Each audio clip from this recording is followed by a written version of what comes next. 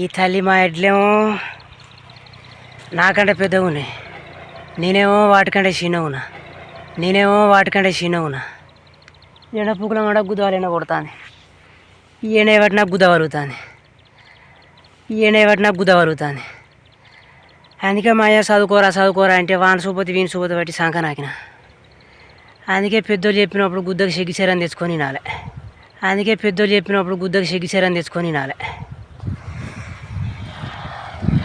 ఏ పని చేసినా ఇబ్బంది ఏమి లేదు, కానీ చదువుకుంటే మంచిగా అని ఇప్పుడు అనిపిస్తుంది మంచిగా. కానీ ఏదేమైనా మన పని మనం చేసుకుంటా ఆనందమే వేరు.